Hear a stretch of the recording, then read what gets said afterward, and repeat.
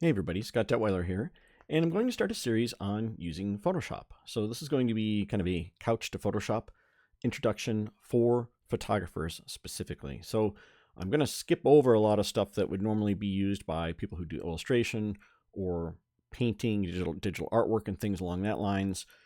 Although you can get from here to there eventually, but I kind of want to start with this most simplistic approach to this as possible for photographers that are interested in learning Photoshop but are just intimidated by all there is to do in here. So this is going to be a series of videos, and I'm not really sure how many will be in this series. It depends on how long it takes me to kind of go through my plans and where I want to go with each video. So in this opening video, we're going to talk a bit about the interface so you can understand where things are, a bit of customization, and some pitfalls that tend to bite new users to the program because things get lost, turned off, or otherwise shuffled around. And then we're going to kind of start off a bit on discussing some of the more well-used aspects of Photoshop. Again, this will be the first of many. So if you find this video interesting, please feel free to give it a like and obviously subscribe if you want to see the rest of it. I'm looking for feedback, so comments below as you watch the video or when you're done with the video on things that you want me to go more in depth about and so on. So I'm not going to obviously do one video with everything that you're going to need to know about Photoshop for photographers because it's just too big. But over the course of time, we'll get there. So don't, I mean, you can make suggestions on what you want to see, but we're going to have videos on selections, which are a huge part of manipulating images in Photoshop. Masks, which I think are something that a lot of people don't understand, but are amazing tools. And I know some great photographers that don't know how to use masks properly, and it slows down their workflow significantly. So that's going to be a big one. Adjustment layers will be a whole video on just that. And obviously other aspects of Photoshop that I think are going to be interesting. This is not going to be an all-inclusive, like how to know everything about Photoshop. Because I think it's a big program for a lot of different types of vertical markets. And photographers, you really don't need to know everything there is to know in Photoshop. If you use the tools you know and you use them exceptionally well, you'll have everything you need to do to make great art with the tools that we're going to give you. So that being said, let's jump right in. So when you open Photoshop, your interface may not look like this. And one of the main things that confuses people is the workspaces. So if you just go up into Window, Workspace, and pick Photography, then we'll all start in the same place and your interface will now look like this. So you'll have over here, you have a little tiny toolbar. All these things, by the way, you can grab and move around. Yours may be 1 or 2 lines. That's what this little tick mark does up top here. And obviously this is a PC, but the Windows or the Mac version looks very similar. So these should all work the same way. So you can actually undock this window by dragging it off, and you can have more than one window open. But I like the tab type of interface. So you just take this and drag it up until it turns blue, and then you let go of it, and it will snap into place. And as you open other documents, you'll see them kind of tuck in here. In fact, I can do that now. I can drag another document in. You can drag a document from a window. So like this one here, I'll just drag this document and drag it into Photoshop, and it will open it. It will open it in the current document if you drag it into the picture. So like this time, it's actually placing it inside of this picture. If you don't want to do that, you can drag it into the interface of Photoshop, and it will open it as another separate image unto itself. So you don't have to work in one image. You can work on multiple images at a time and not just one image. So that's one of the most basic things. This is not covering Camera Raw, which is the interface that will pop up if you're trying to use a RAW file from your DSLR.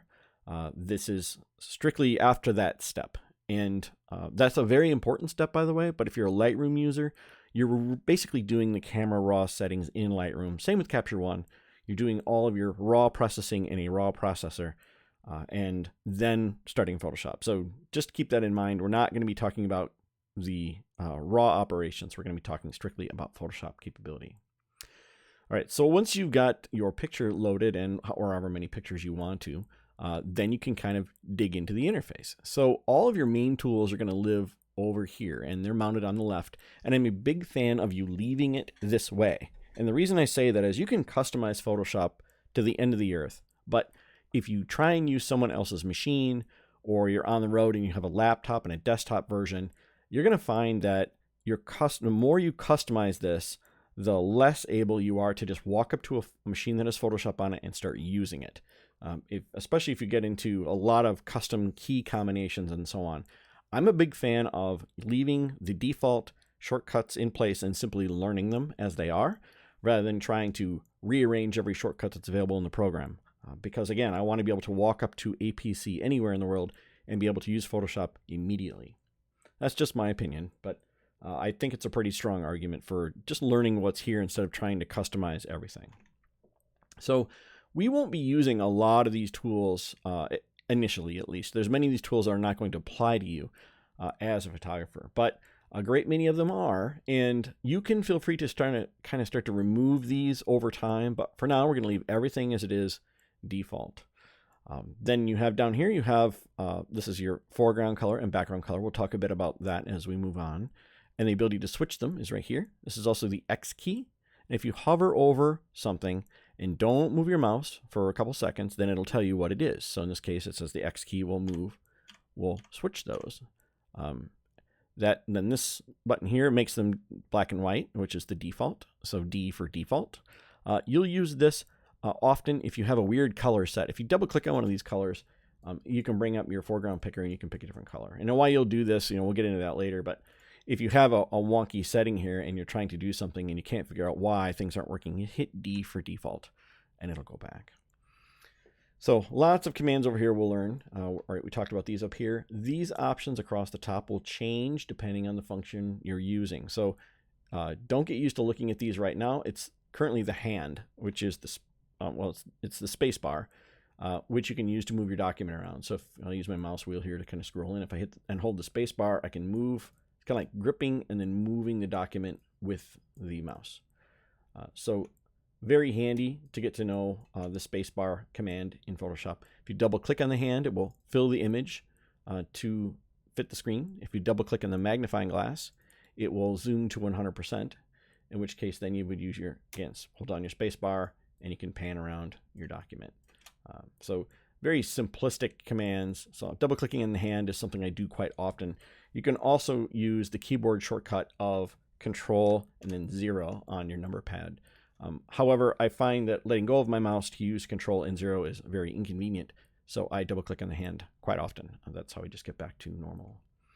Over on the other side of the world, we have all these panels that are going to pop up depending on what you're doing, and they kind of hide themselves in this docking area. And we're not going to expand this very much, but the properties panel is the one that's going to pop open the most. So what I mean by that is if we're doing something like, say, we're going to use an adjustment layer, you see it pops open this panel, and that's what this properties panel is right here. And it'll open and it'll close on its own. You don't have to play with it or know where it is, but just note that that's kind of where it lives. And this will vary depending on what tool you're using, so you really don't have to worry about it. But just note that's what this is. And so you can put other commands that you use here if you would like, but I'll tell you that I tend to not play much in here. This bar to me isn't that meaningful. Again, it has a little tick box at the top, so if you do that, it will expand it fully, and then you'll see all of the commands that are in that toolbar being shown. Being shown here. Again, that's too much for me. I don't want my eyes to have to deal with that kind of thing. Just double clicking on my hand to look at my big image makes me happy. Then over on this side, your default, you will have a histogram. This shows you the layout of the data that was captured by your camera from the darkest on the left to the brightest on the right. I'm not going to go into how to read the histogram. I have a separate video on that, but it's nice to see it. However, I don't find it useful once I'm in Photoshop, so I tend to not use it.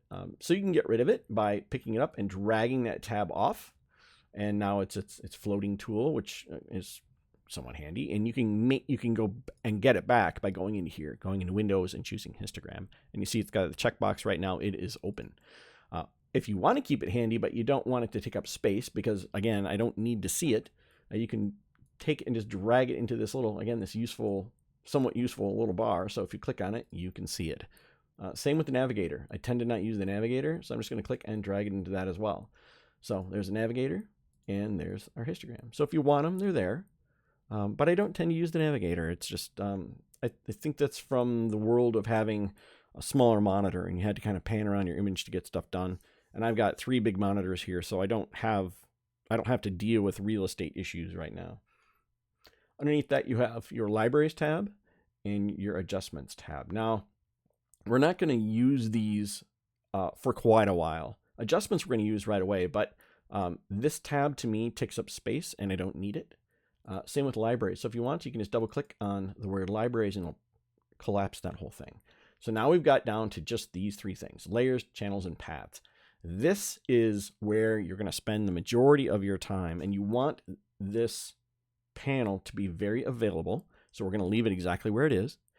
And it's showing us all the layers that are available in this program. So layers are basically like sheets of glass laid across the top of our document. So let me grab this. You can actually, if you grab a picture in the middle, using your V key, or this key up here, this up here is the V key, for V as in Victor. If you click V and then click anywhere in the image, click and hold, and you can drag it to another tab. You can, and then you see the little plus sign. It means it's copying it. So now we have this. You see this layer is above this layer. So it's kind of like a sheet of glass on top of another sheet of glass, and you can see through them if they're more opaque. So that's what this is. How opaque is this image? So let's say it's 50%. We can see halfway through it. So this allows us to stack things on top of each other and to create images that have more than one image in them, a lot of depth, maybe replacement clouds and so on. But that's what the layer stack does. And layer stacks can be quite large if you have a lot of things going on. For example, I may have one that has skin replacement, skin healing and smoothing, or whatever type of skin editing you do, may be on a separate layer over the top of the face of the base layer, so that we can have kind of a non-destructive workflow. We don't necessarily want to paint directly on this layer because if we screw up, we are unable to undo what it is we've done, depending on how far along we are in our process. So layers are a very handy part of Photoshop. And I'm not going to, again, beat this mercilessly on our first video, but we're going to spend a lot of time talking about layers and adjusting them and maneuvering them and so on. But just note that the layer stack is your friend, and you're going to have a lot of things over in here. Underneath that, down here, you have some of the other, say, layer operations. So these are special effects that you can do on certain layers. And we can't do it on this layer. Let's bring that other layer back.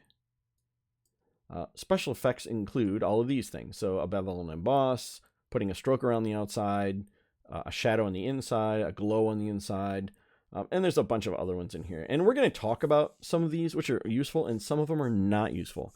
At least for your initial use as a photographer, you're going to find some of these are really handy, and some of them are they're just not handy. Next to that is the adjustment layers. Those are those things we have up here that I said take up space, because that menu is right here. So rather than this thing taking up all this world, and I mean, you can leave it there if you want to, and you can grab these and adjust them. This to me isn't handy, and I have no idea what these icons mean. Like, they're just so non-intuitive.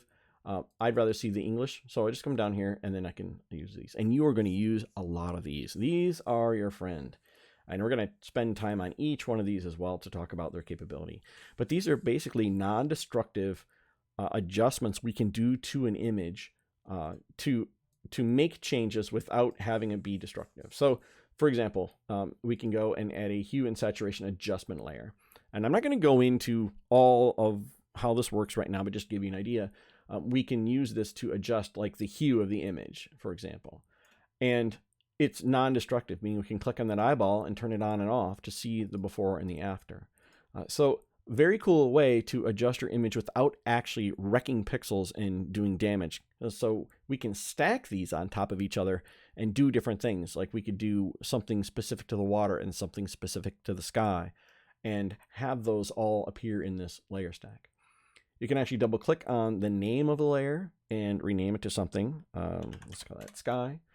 If you double click that isn't on the name, you're going to get a different result. So just be aware, double clicking on the name versus double clicking elsewhere on the layer will bring up different options. And I don't want to overly confuse you at this time, but just realize that double clicking on the name is a good way to keep yourself organized by renaming your layers as you go.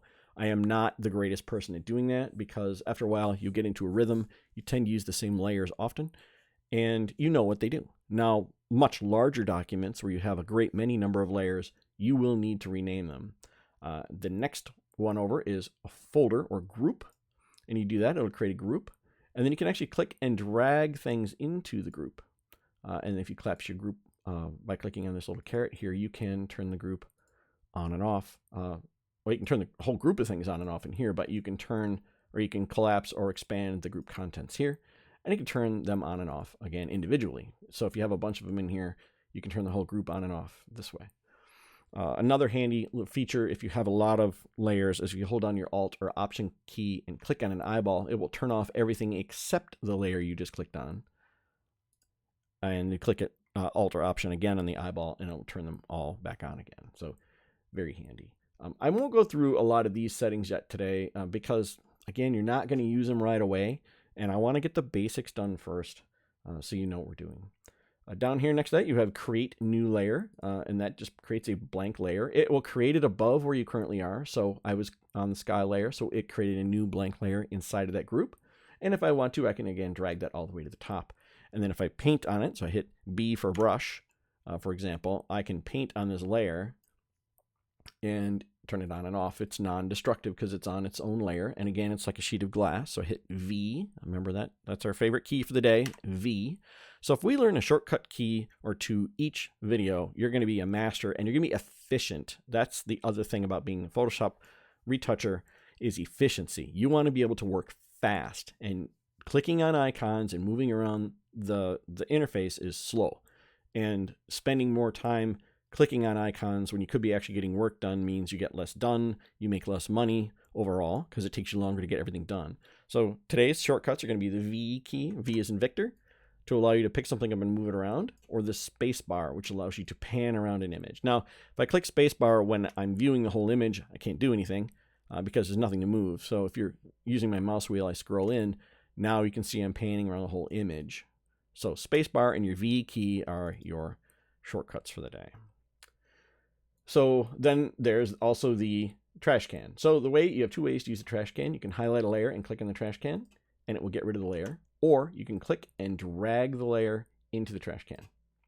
Also a very handy way to get rid of something.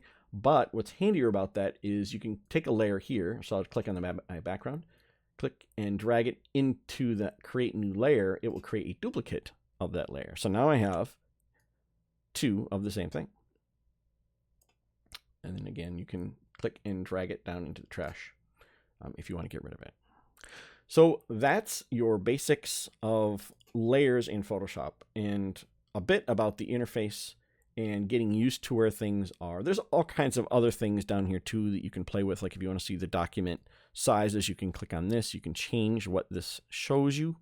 But I think document size is the most simplistic and useful of the settings. This is an 83 megabyte file, and we haven't even started messing with it yet. You will find that these adjustment layers don't cost a lot in size to the document. So if we're at 83 meg now, for example, and we delete, it's going to ask me if I'm deleting the group and its contents or just the group. I'm going to say I'm delete the group and its contents. See, we're still at 83.5 meg. So the adjustment layers are nice because they don't really cost anything from a hard drive's space perspective. So that's another great reason to love them. So we're going to get into more complicated things like smart layers and so on next video probably, but I kind of wanted to introduce you to the basics of the interface so you get used to where things are. So again, today's shortcuts are going to be the V key, the space bar, and then I think that's enough for today actually. So if you have any questions or comments, leave them below. And remember, we have a long way to go now, so don't say, hey, how do you use this? How do you use the healing tool? I'll get to that. But if you have questions or comments about the interface and you want to know more about it, I'm happy to do that. Over time, we will be exploring other things in the interface, like some of these little hamburger menus here that I haven't gotten into. There's a lot of things to click on in Photoshop, and I don't want you to get buried in something and then not know the basics of the application. So that's enough for today, and I'll catch you next time.